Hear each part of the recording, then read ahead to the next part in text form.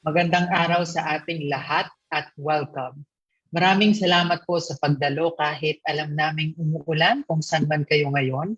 I hope you are all keeping safe. Ako po si Manu, volunteer ng Amnesty since 2014, your host for today's Ignite Conversations. 50 years ago, sa araw ng Setyembre 21, 1972, isang total news blackout ang nangyari sa buong Pilipinas. Pagkatapos ng 2 araw, in-announce ni President Marcos Sr. na inilagay niya ang ating bansa sa batas militar o martial law. Itatanggal ito pagkatapos ng 9 taon, pero nanatili ang kapangyarihang otoritarian o diktatorial hanggang siya ay maalis noong Pebrero 1986. Ang batas militar ang itinuturing formal na pagsisimula ng diktatorya ni Marcos Sr.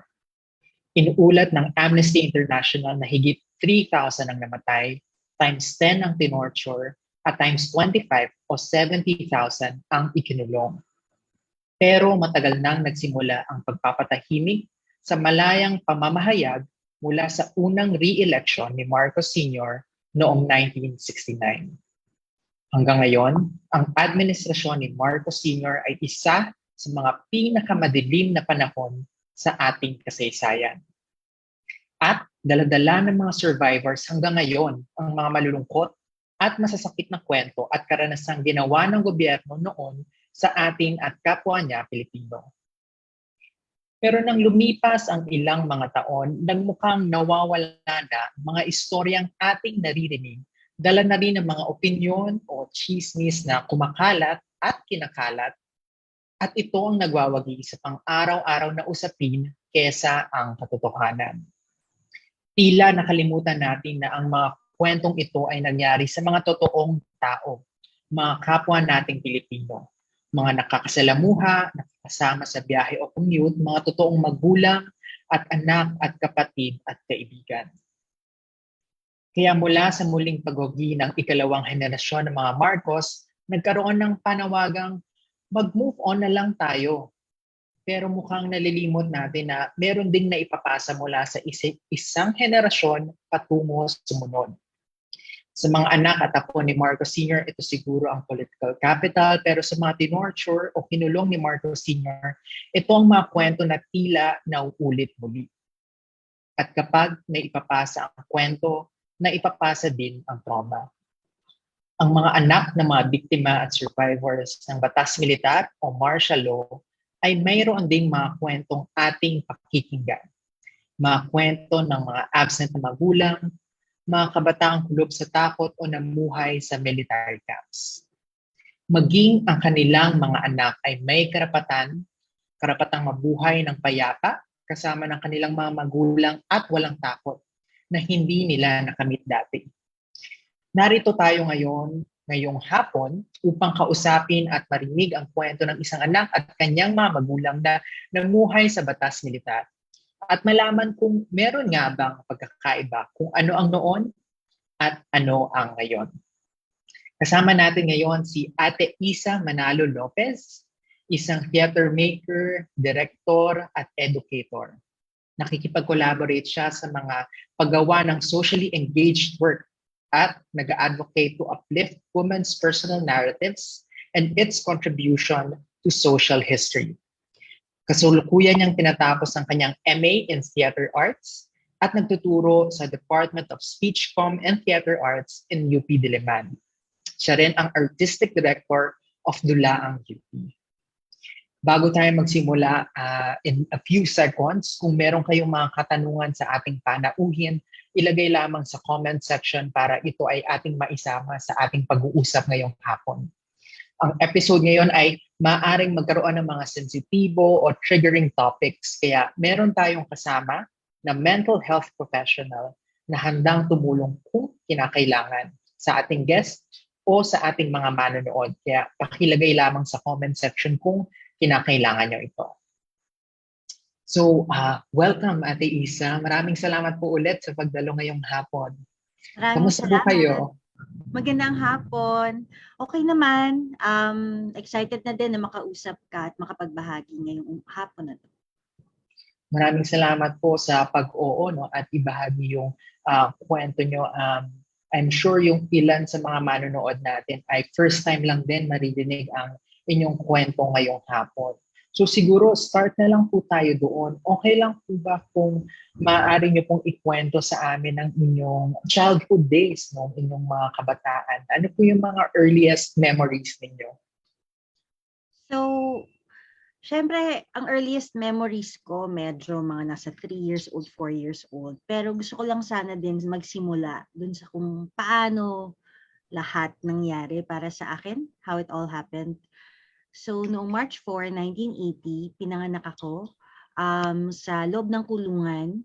Yung nanay ko noon ay nasa Iloilo at nakabilanggo siya doon, detenido siya, so political detainee. Buntis siya noon at nung ang kwento nga niya noon ay nung panahon na siya ay bago siyang mag-labor, sila ay nagmamanman ng paggalaw ng mga nagbabantay sa loob ng kampo, no? Kasi gusto nilang maghanap ng paraan para makatakas. Binalanggo sila dahil sila ay mga aktivista, sila ay lumalaban sa rehimen ni Marcos at saka nung pagpataw ng martial law sa Pilipinas. Anyway, so nung gabi na siya ay nagbabantay at patapos na yung kanyang pagmamanman at siya naman ay matutulog, bigla na lang nag-break yung kanyang water bag. Tapos at kinailangan ayun na, manganganak na siya. Edi sinabihan niya yung mga guards, pero yung mga guards ay hindi pumayag na mailabas siya ng kulungan para manganak. Hindi sila pumayag na dalhin siya sa ospital. So, ang ginawa ng mga kasama sa loob ng bilangguan ay nangalampag. So, kahit yung mga common criminals na nawagan ang mga detenido sa kanila para mangalampag, as in mag-create ng noise para lang payagan na mailabas siya at maipanganak ako sa clinic. Kasi, delikado yon kung sakali, di ba? At merong hindi maayos na nangyari sa pregnancy niya, maaaring namatay ako. Pero buti na lang nailabas ako at naitakbo sa isang clinic. Pero noong nandun na siya sa clinic at ayun na nga, parang nakikita niyo sa mga pelikula, parang may nanay na nakaganon, tapos hihinga ng ganon at humihilab ng sakit, no, yung kanyang tiyan, yung mga militar ay nasa loob nung kung nasaan siya nanganganak. Pagkatapos, patuloy siyang tinatanong kung sino yung ama ng dinadala niyang anak. Di syempre, ayaw niyang sabihin dahil nga delikado nung panahon na yun. At very traumatic yun ay lalo na para sa ina, no, na nanganganak. 'Di ba kapag ikay buntis, nanganganak ka, parang bingit ang buhay mo, yung sabi nila yung isang paa mo ay nasa grave, parang ganon. Dahil nga it's a very delicate situation or condition for a mother. Tapos lalo na para sa sanggol. So, binabarad siya ng ganong mga questions, so sinisigaw na lang daw niya si Andres Bonifacio, ganyan. Tapos, ayun, hanggang naipanganak niya ako. Buti na lang, no, naligtas kahit na ba may sakit, may konting komplikasyon, na kapag nag-survive naman kaming dalawa. Tapos, kumbaga, naipanganak ako sa prison, tapos nag-stay pa ako doon kasama niya. Syempre wala pa yun sa wisyo ko, sanggol pa ako. At matapos noon ay dinala rin siya sa isang kampo sa may Camp Bagong Diwa sa may Manila na. No. At doon din nagstay pa for a while bago ako sunduin ng aking lola kasi nga nagkakasakit na ako sa loob ng bilangguan. Dahil hindi naman siya lugar para sa isang newborn baby at wala namang sapat na nutrisyon para sa isang bata. And then, ang iniwan ako ng nanay at tatay ko sa lolo at lola ko. Doon ako lumaki. Swerte ako, sobra akong swerte kasi meron akong lolo at lola, marami akong tito at tita na nag-aalaga sa akin, may mga pinsan ako. Dahil nga malaki yung pamilya ng nanay ko at kahit ng tatay ko, yung ramdam mo pa din na, alam mo yun, may nag-aalaga sa'yo. Yun nga lang, ang tawag dito, hindi rin talaga hindi mo mayaalis yung paghahanap mo ng magulang. Na, kasi yung parehong nanay at tatay ko, in and out sila sa bilangguan. Ano bang earliest memory ko na, ang sabi pa nga ng nanay ko, kinuha ko mula sa bilangguan, di ba, nung sanggol ako dahil nagkakasakit ako. The next time nakita niya ako, medyo malaki na ako. Siguro pang 3, ganun ba yun, or 2. Tapos, nung una ko siyang nakita, hindi ko siya agad nakilala. So, merong ganong time na dahil nga ang nanay, hindi rin naman, alam mo yon, may time apart kayo, talagang merong nawawala doon sa connection nyo, sa relationship nyo, sa pagkakakilanlan nyo sa isa't isa. So, I think throughout the years for me and my mom, talagang ganun, at even my father, ganoon siya. Parang a negotiation of understanding your relationship with each other, lalo na when you're apart. Of course, my parents were parang ginawa nila lahat na para maparamdam nilang mahal nila ako. Sa sulat, kung anong mga padala sa akin, mga card, kahit mga stuffed toy, o kaya, ang tawag dito, kapag may meeting sila, isasama nila ako, kahit delikado para sa akin, para lang magkasama kami. Kasi ang hirap, parang integral, I think, para sa isang pamilya yung makapagsama. At nakita, I think, din nila yung epekto sa akin nung kanilang kawalan. Siguro, kaya nung 1983 hanggang mga 1985, nung pinayagan yung pamilya namin, ako, nanay ko, na tumira sa loob ng Camp Bagong Diwa. Panahon to na may proyekto ang Amerika na nakakabisita at nakakatira yung mga pamilya ng mga detenido sa loob ng camp. So, kaya ganun yung setup noon. So, nung time na 3 years old to 5 years old, sayang-saya ko kasi nga, yung nakakasama ko sila palagi, hindi siya parang, at yung minsan dadating sa bahay, tapos biglang mawawala na naman, tapos matagal na mawala, tapos mamimiss mo na naman, hanapin mo. So, masaya siya for me kahit na ba nasa loob ka ng isang bilangguan na may mga barbed wire sa labas, may mga militar sa labas na nagbabantay. Tapos marami ding mga kids. Only child ako. I have 2 half brothers, of course, but we didn't grow up together palagi in the same house.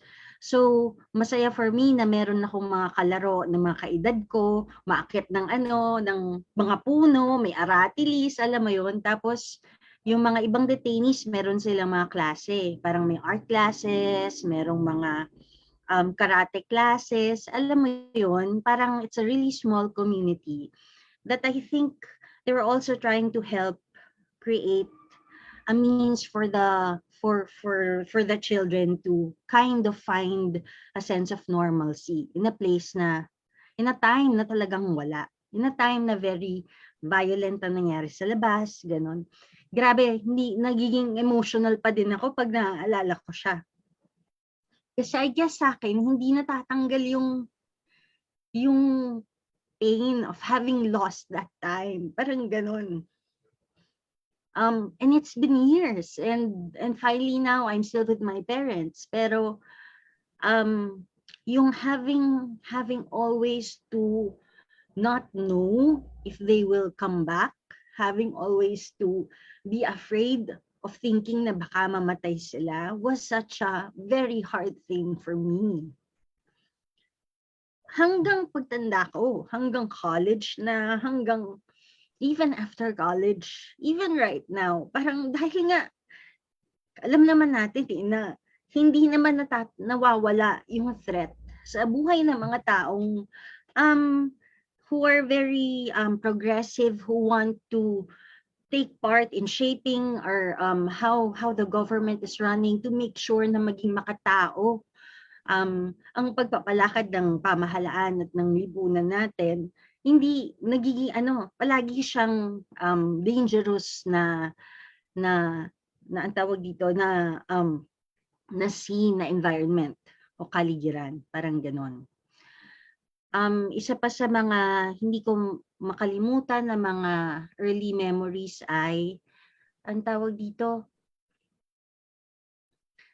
kunyari, kada gabi, as in yung room namin, nakita niyo sa pictures, may mga nakalagay na mga posters, may drawings, may painting ng tatay ko. Meron din dyan mga libro ko, children's books. Parang gumawa sila ng maliit na, so yung room o yung maliit na selda ng tatay ko, pinagmukha siyang maliit na home talaga para sa aming tatlo. So, iba yung iba yung parang kabalintunaan or irony ng ganong situation. Tapos, tuwing gabi, ang ginagawa ng tatay ko, nilalabas niya ako. Kasi yung Bagong Diwa, di sa loob merong mga parang rooms na maliliit. Pero may mga rehas sa bintana. Tapos isa siyang parang nasa isang malaking parang building siya. Tapos doon, paglabas mo, meron pang mga malalaking rehas na gate. So nilalabas niya ako doon sa isang parang common yard, parang yard, may mga puno. Tapos palagi kaming tumatanaw sa stars, parang gano'n. Tapos ituro niya sa akin yung Little Dipper, Big Dipper, ganyan. Tapos parang yung kahit na gano'n yung sitwasyon namin, merong place ng pangarap of a better time for us. Parang ganon. Sorry, hindi ko makontrol yung emotions ko, pero ganon. Na it really comes out when I try to remember it. And then, also, because you're a kid, hindi mo talaga siya fully maintindihan kung ano nangyayari. Halimbawa, nung grade school ako, nung panahon na may mga magsasaka, I think, na nag-flee kasi nga Benjola Massacre ito. Tapos noon, yung school namin malapit-lapit na din. At naging takbuhan din siya nung mga sugatan ng mga magsasaka. Paglabas namin ng gate, mag-aaral, merong mga kandila, may dugo sa labas ng gate namin, ng school. Tapos, hindi namin siya fully, kahit na ba ina-explain sa amin sa school kung ano yun, hindi namin siya fully maintindihan. O kaya, noong 9 years old ako na magsa-summer vacation ako kasama ng tito ko sa Guimaras, dinaan niya, first airplane ride ko to, dinaan niya ako sa Cebu. Tapos hindi ko alam, dadalhin pala niya ako para bumibisita sa tatay ko. Nung panahon na ito, tapos na, naka-90s na to. And still, matindi pa rin ang persecution para sa mga aktivista at mga nag-underground. Ayun, nakakulong siya sa isang, ang tawag dito, selda na napakarami nilang lalaki at babae magkakasama. Tapos emaciated siya, so payat na payat. Tapos, kinakausap ko siya, pero hindi ko naiintindihan kung bakit ganun yung nandun siya, nandito. Alam mo yon, nasa isip ko lang magbabakasyon ako, tapos makikita ko yung tatay ko ng ganun. So, kahit when I would ask why it was like that, ang sinasabi sa akin ng nanay at tatay ko noon, kasi special yung situation nating pamilya. Kaya parang kailangan mong intindihin. O kaya ganun yung confusion kahit nga nung siguro mga 7 years old ako, malaki na yun. Pero parang tinutuyo ng yaya ko may yaya pa ako. Tinutuyo ng yaya ko yung hair ko habang matapos maligo. Tapos tinanong ko siya, yung nanay ko ay parte ng Sparrow Unit. Kasi nakita ko sa TV. Tapos, pag nakita ko yung magazine ng Mad Magazine, Very 80s, no? Tapos merong spy versus spy. Sabi ko, siguro parang ganyan. Parang ganyan yung nanay tatay ko. Kasi hindi ko talaga may naiintindihan. Dahil sa bahay, bawal sabihin yung pangalan nila. Sa eskwelahan, hindi ko pwede sabihin kung anong trabaho. Actually, ang alam ko lang trabaho nila, researcher. Pag tinatanong ako ng mga klase ko, ano bang ibig sabihin? Bakit researcher? Hindi ko masagot.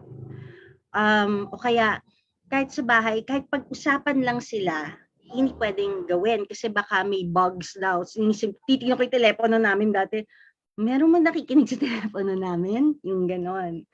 O kaya, sa mga klase ko, pag nagtatanong sila sa akin tungkol sa magulang ko, sinasabi ko lang, wala sila. O kaya nakatira ako sa lola at lola ko. Pag bumibisita sila, hindi ko masabi. Kahit nga nung high school yung mga kabarkada ko, hindi nila fully nalaman kung ano nga ba yung background or situation namin. Tapos, so I had to act as if there's nothing. Pero, kunyari, para lang makita ko yung magulang ko, kailangan akong ipuslit ng mga tito-tita ko. Itago nila ako sa kotse, tapos dadalhin nila ako sa isang kung anong lugar na mapagkakasunduan, na may code name pa. Tapos, para lang maipasa ako sa nanay at tatay ko. Tapos lumilipat kami ng mga lugar. Wala kaming tahanan na sa amin lang. So, lipat ng lipat. Minsan, magkikita kami kasi i-review nila ako sa exams. Alam mo, kasi may periodical exams ka, di ba, pag grade school.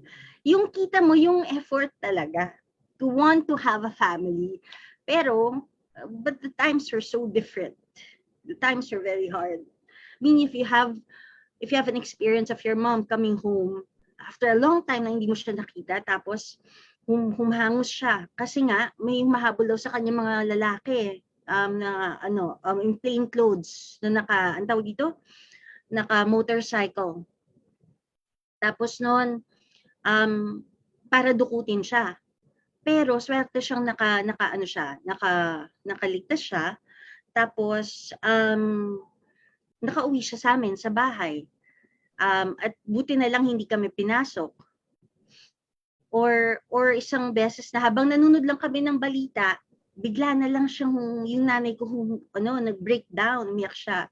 Tapos hindi ko rin naiintindihan bakit, hanggang nalaman ko na nahuli daw yung tatay ko.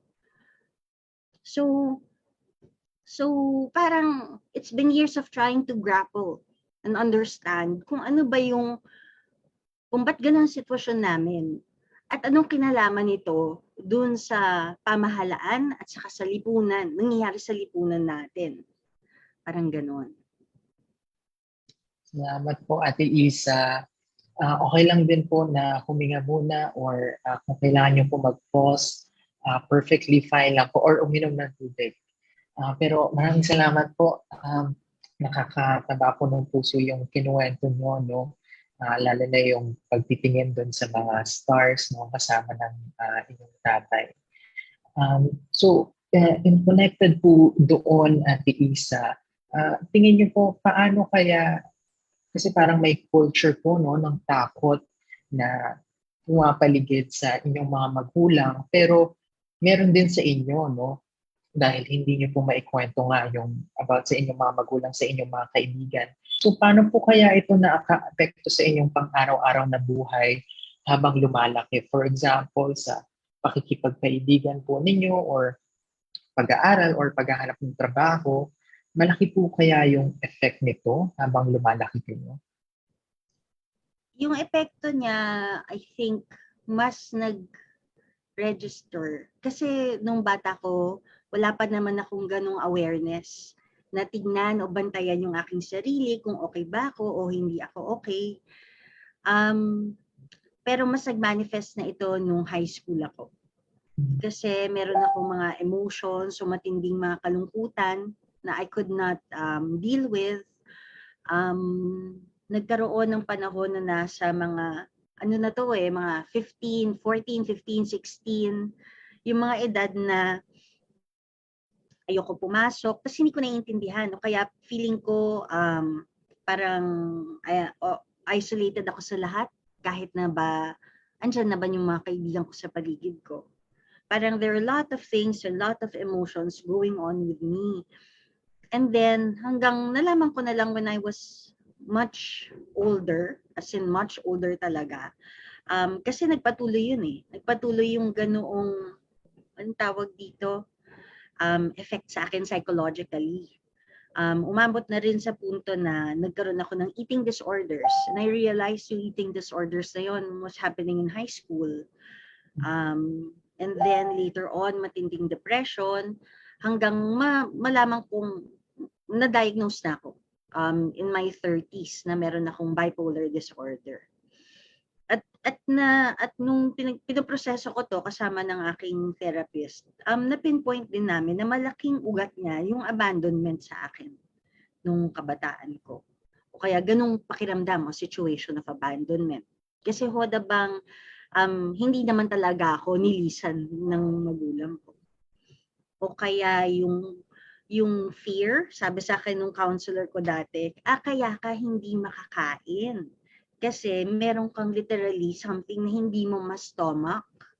Then maybe meron, o kaya meron kang parang pakiramdam ng fear na palaging nandyan.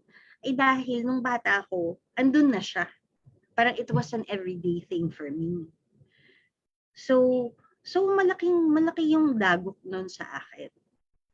Kasi nga, ang naapektuhan niya, yung mga taon na nagsisimula ka lang buuin yung pagkilanlan mo sa sarili mo. Paano ka makipagrelasyon sa mga tao? Salamat po doon sa pag-share, Ate Isa, lalo na yung kung ano po yung napag-uusapan niyo kasama ng inyong therapist. So, habang lumalaki po kayo, dumating po ba sa point na sumagi sa isip niyo na merong pagsisisi? Siguro sinisisi mo yung sarili mo or iyong mga magulang dahil sa iyong nararanasan. And paano po ito nagbago ngayon, kung sino ka ngayon at kung ano yung naiisip mo ngayon? Actually, hindi pagsisisi. More of questions. So I was I had a lot of questions in my head, lalo na mga questions na hindi ko maamin o maharap growing up. Parang questions of kung bakit pinipili ng magulang ko na yun ang buhay, maging buhay naming pamilya. Tapos nahihirapan ako mag-grapple ng ganong pagpili ng ganoong buhay at ito ang epekto sa amin. Tapos yung pag-justify dahil nga alam mo na may mahalagang pinaglalaban yung magulang mo. So, isa yun sa malaking parang mga tanong sa akin na sinubukan kong intindihin at alamin growing up.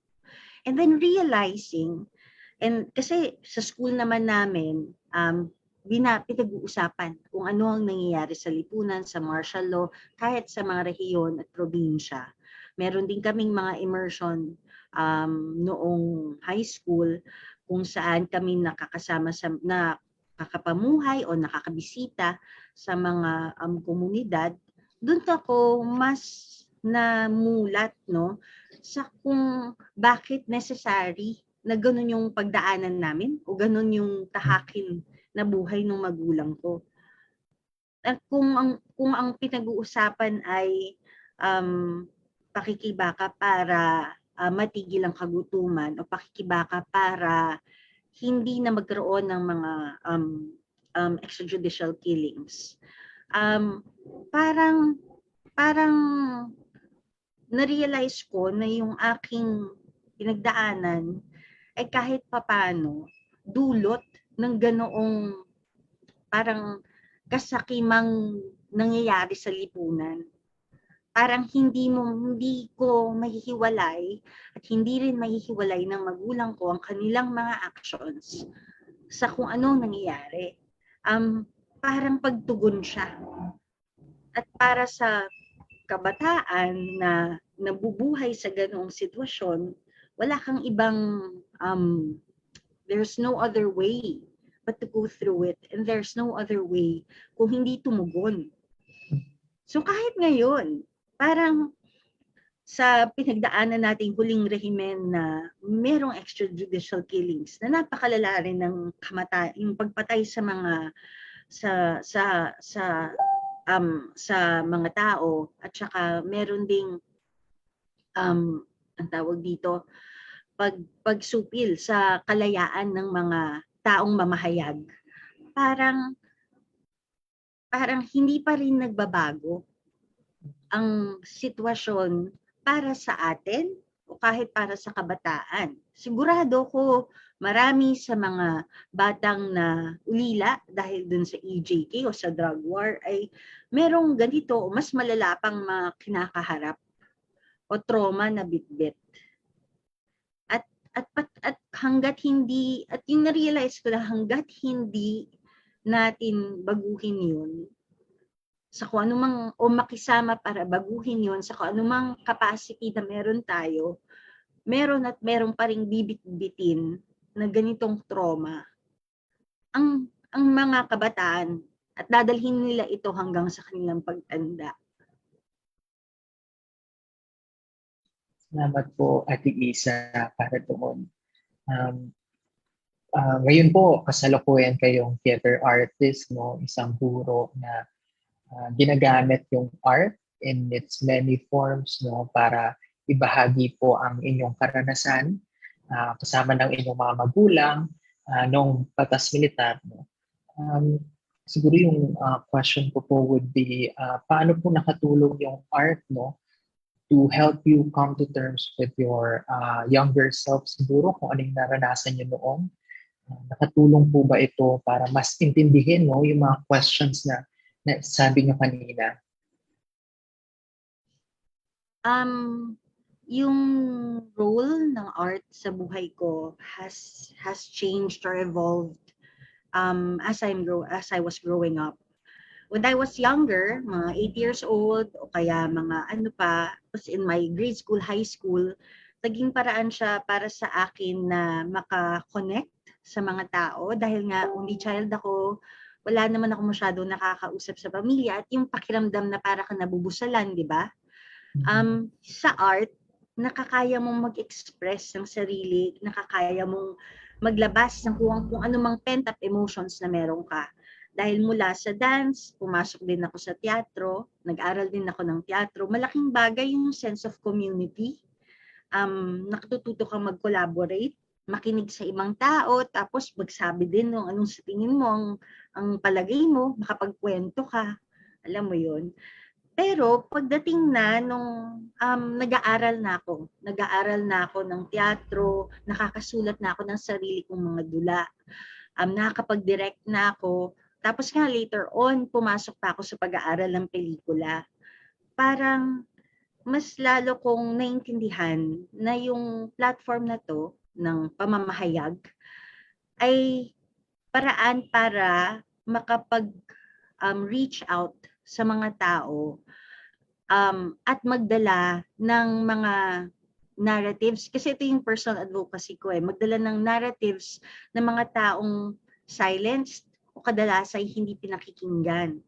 Halimbawa, nagsimula akong gumawa ng documentary theater performances tungkol sa mga nasalanta ng bagyo ng Yolanda. O kaya, na palagi nating na-encounter lang sa news, pero hindi natin nalalaman kung anong nangyari sa kanila on the ground.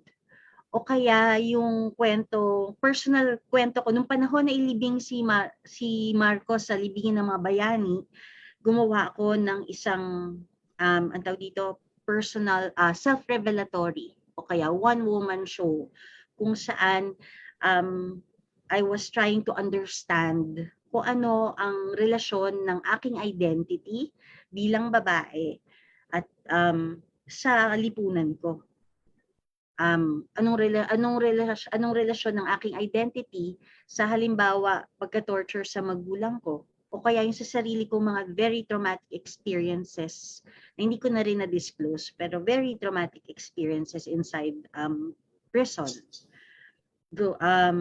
So, naiintindihan ko na marami ang hindi pa rin aware sa kung anong mga kaganapan noong sa ating kasaysayan. Kahit nga nung panahon ng martial law. Kahit pa sa mga kaganapan ng kondisyon ng mga tao sa rehiyon o kaya sa mga komunidad. Tapos nakita ko yung maaari kong magawa para ma-surface o maipahatid yung mga katotohanan yon, lived experiences na yon, sa mga tao na parang very limited lang yung access nila. Tapos at hindi siya parang balita lang na black and white. Kasi sa teatro, kaya mong makiramdam na ilalagay mo yung sarili mo doon sa lugar ng taong nasa kwento. At lalo kang bumubukas para maintindihan siya. So I think mas naging vital yung art para sa akin sa una to try to cope and understand and deal with the traumas that I carry, but also to be able to do something in order to make people listen, make people speak up and engage, and also make people empathize more, lalo na sa mga taong malayo sa kanila yung karanasan. Salamat po, Ate Isa, sa pagbahagi kung gaano ka-importante yung teatro, no? Sa pagkukwento muli ng mga karanasan natin. Recently nga lang po, nakaka-relate tayo. For example, may mga bagong movies na may siguro additional perspectives daw kung kunwari ano nangyari noong martial law. Siguro yung tanong ko lang po would be, ano po yung masasabi nyo kung paano natin pinanghawakan yung collective memory natin pagdating sa martial law?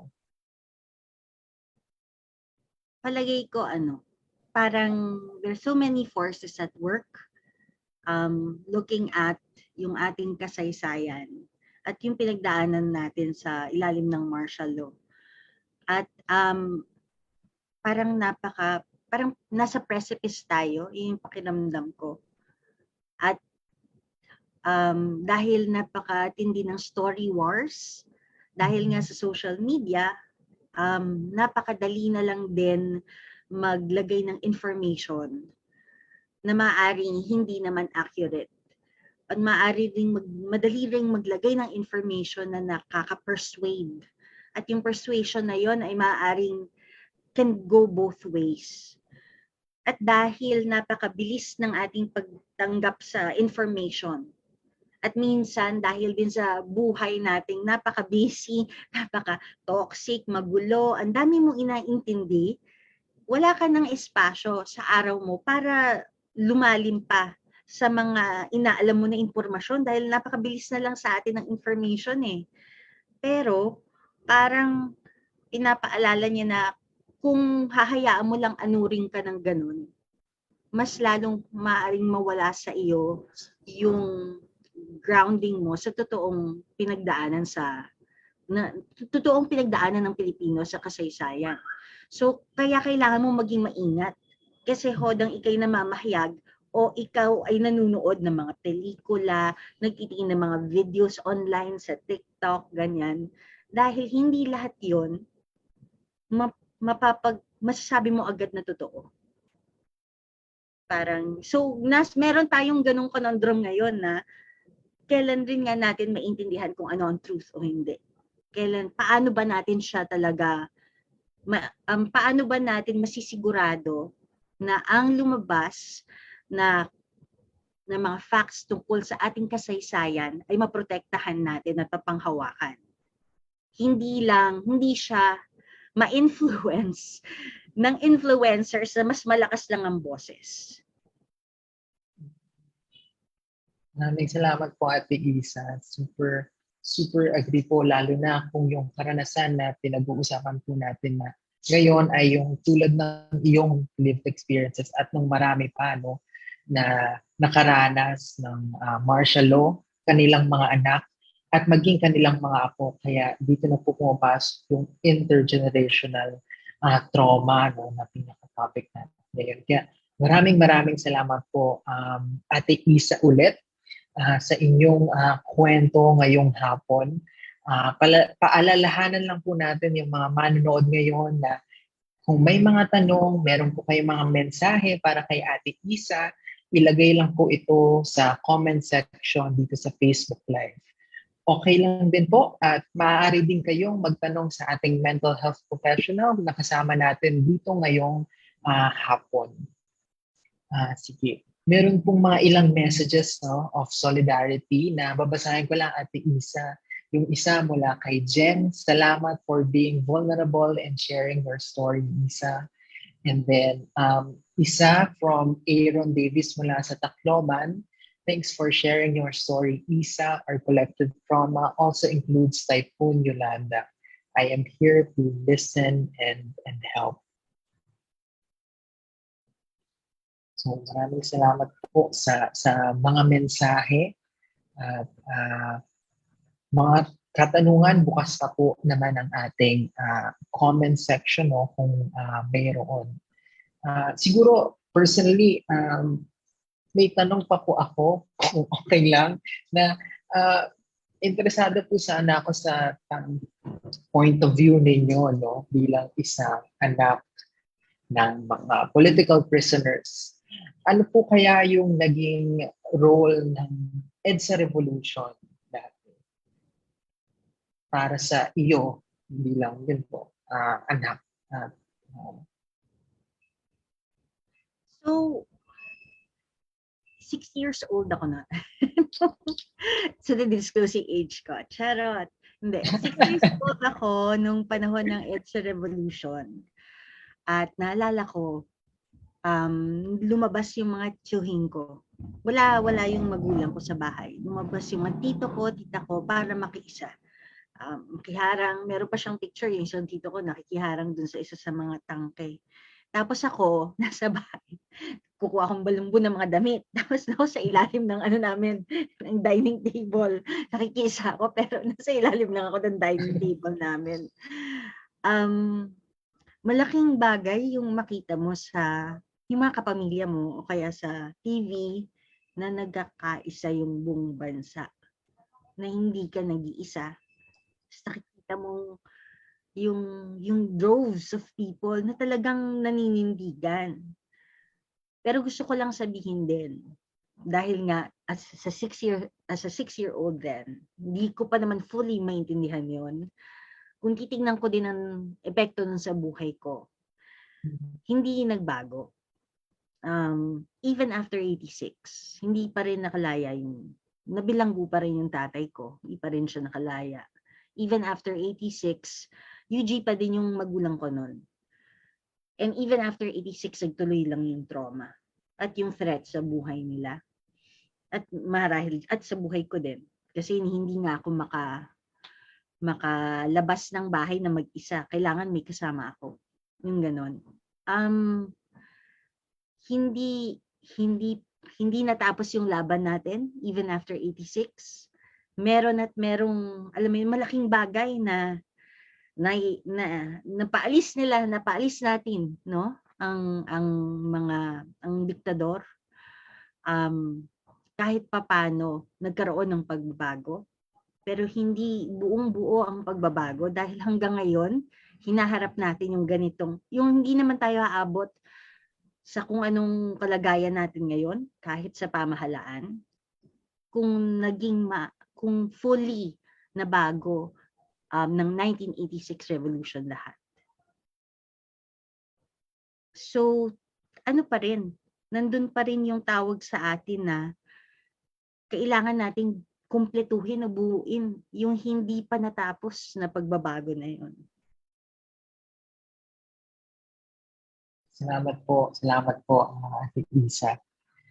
Meron po tayong isang tanong dito from Jen, nasa Thailand.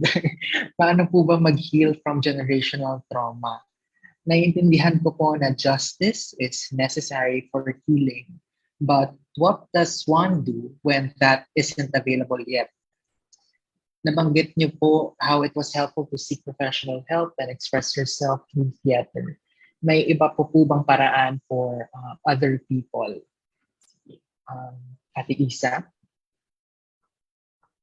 Ako po ba? Okay. Um, kung okay lang po sa inyo. And then, baka pwede rin nating itanong yung same question later kay Kuya Edelmo na yung mental health professional po natin. Pero, meron po ba kayong may isang sagot ng isa? Baka meron lang akong share kasi Sure po. baka hindi ko lang masagot ng fully yan. Nung isang beses, alam ko kinikwento ko na nakatulong yung theater sa akin. Pero ang isa sa pinaka nakatulong sa akin, noong 35 years old ako ay gumawa ng isang solo performance kung saan isinadula ko ang buong karanasan ko nung kabataan ko, pati yung torture sa tatay ko, ganyan, pati na rin yung naranasan kong molestation. Kumbaga lahat ng kinungkin kong mga trauma ay hinarap ko at pinag-usapan ng merong taong nakikinig. At yung safety nung binibigay ng theater dahil ikaw ay gumaganap rather than ikaw lang basta yung nagdi-disclose.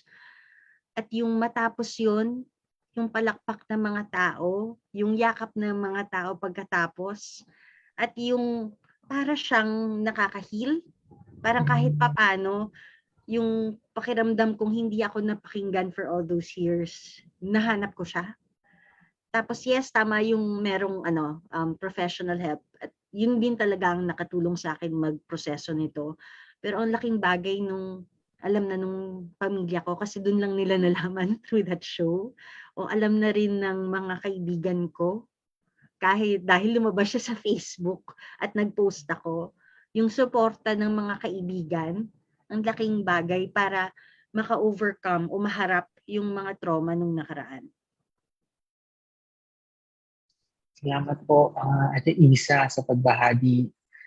Nandito rin po si Kuya Edel, yung mental health professional na kasama natin ngayong hapon, na maaaring sumagot din no, sa tanong ni Jen kung paano magiging sa generational trauma, apart from professional help siguro kung may ibang paraan.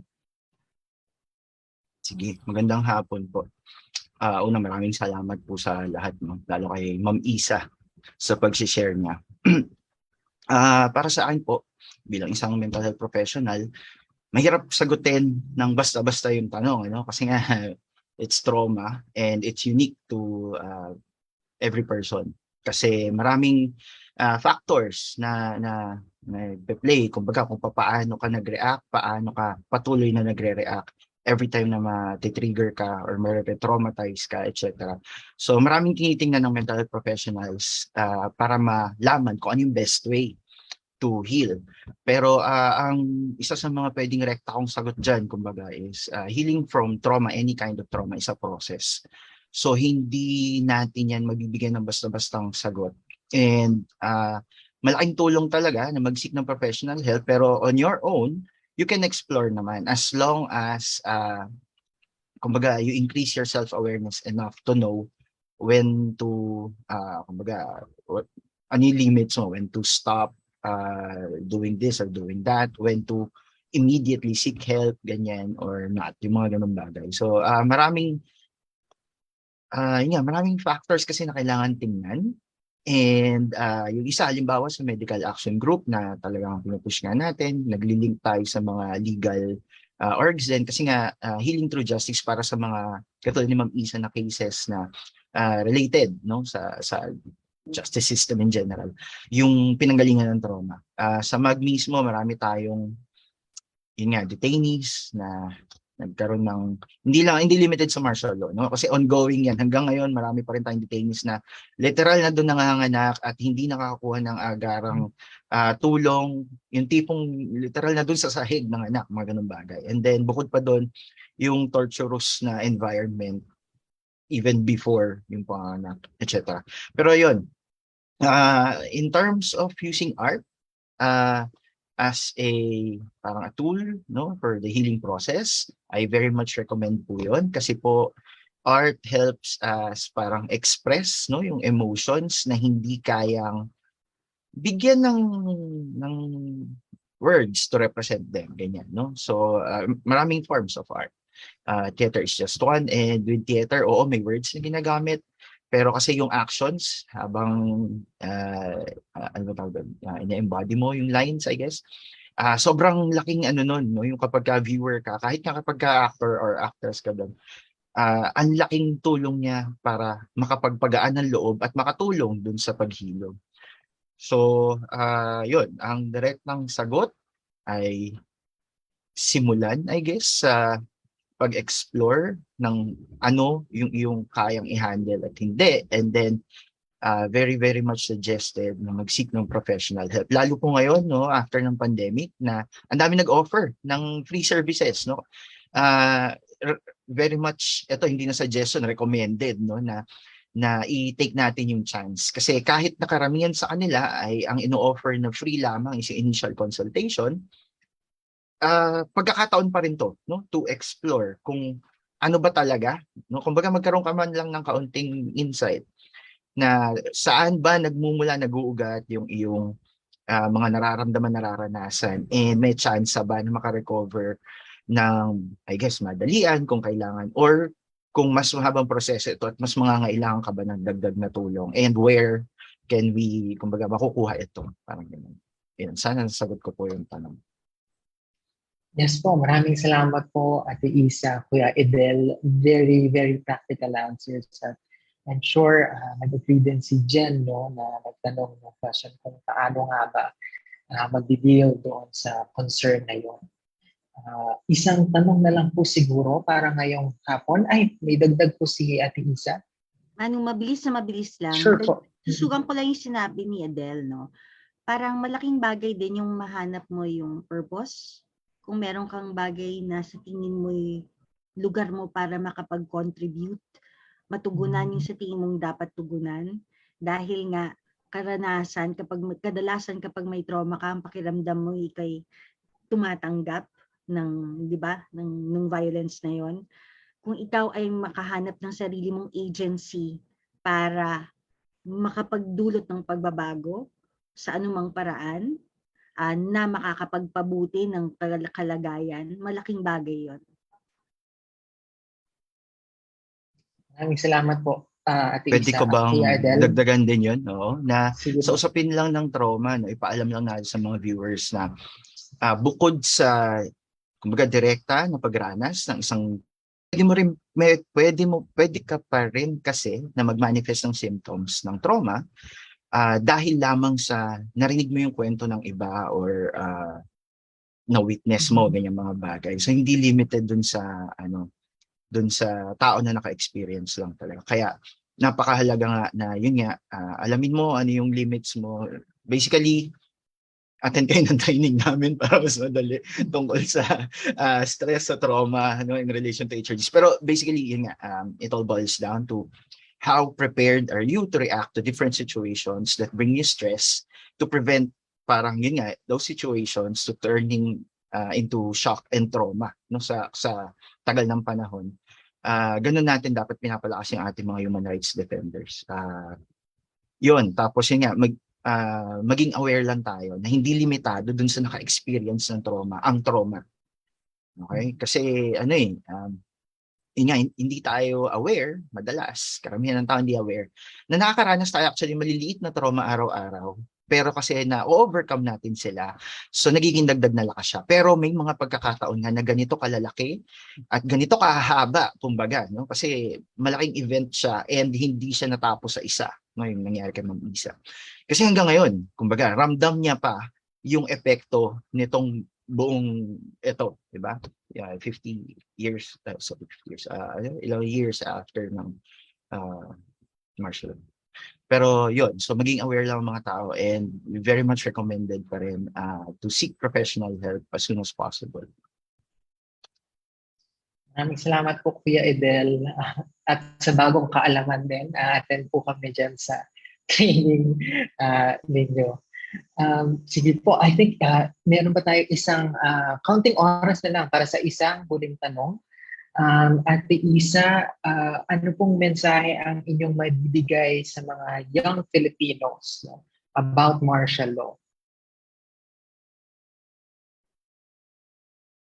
Una, na kapag hinayaan na mamayagpag ang maling at baluktot na kasaysayan tungkol sa pinagdaanan ng Pilipino at ang Pilipinas sa martial law. Ang ginagawa natin ay binubura natin yung totoong lived experiences. Halimbawa, yung kwento ko, yung pakiramdam ko, yung mismong kabuuan ko, para siyang nabubura. At sa totoo lang, mas marami pang pinagdaanan ng ating mga kasamang Pilipino noong panahon na yon na mas mahirap.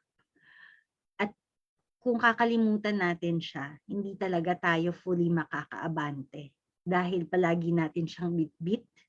Kaya payo ko sa mga kabataan ngayon ay talagang alamin sa history, sa klase, sa mga guro natin, sa mga libro, sa mga pagkakatiwalaan, kung ano talaga ang kaganapan noon. Dahil hanggat hindi natin siya hinaharap, hanggang sa 50 years pa, ganito pa rin tayo.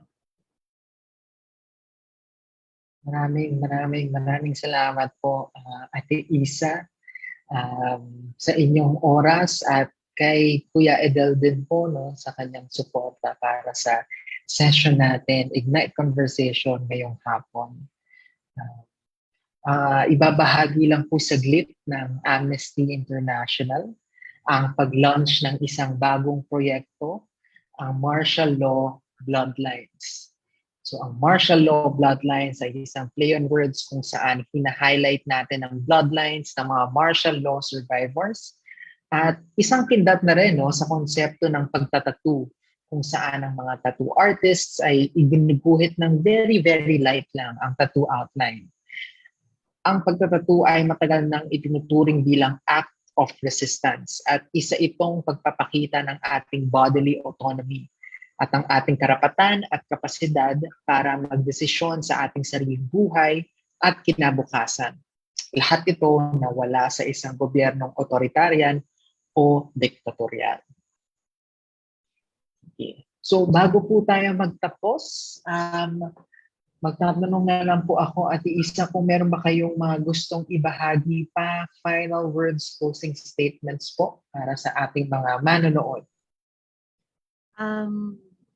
Para sa lahat sa atin na maging matatag at hindi mag-waver sa ating mga paninindigan para siguruhing magkaroon tayo ng pamahalaan na makakapagsilbi makakapagbigay ng serbisyo na makatao para sa lahat. At huwag matakot magsalita para sa katotohanan kung tinatawag ito. Dahil kapag ginawa mo siya, ika'y nakikiisa para sa susunod pang mga henerasyon. Maraming salamat po. Maganda po yung sinabi nyo at tatandaan po namin ito at mas ibabahagi pa, no, yung kwento pong narinig namin ngayong hapon. Kaya salamat po sa inyong oras, sa inyong kwento. Maraming salamat din po sa ating mga manonood. Tulad po ni Ate Isa, ni Kuya Edel, at iba pang mga human rights defenders, pinapaligiran nila tayo. At itong mga human rights defenders, lalo na kung na-inspire kayo, pwede natin silang i-nominate dahil bukas pa yung call for nominations for Ignite Awards for Human Rights Season 3. Ang QR code or website ay nasa inyong on-screen at ipopost din ito sa Facebook page ng Amnesty International. Ako po ulit si Manu, ang inyong naging host para ngayong hapon. At tandaan nyo lang po na kasama ninyo ang Amnesty Philippines sa patuloy na pakikinig at pagtitindig, mapalansangan man yan o online. So kita-kits ulit sa susunod nating Ignite Conversations. Salamat! Maraming salamat, Manu, at sa lahat.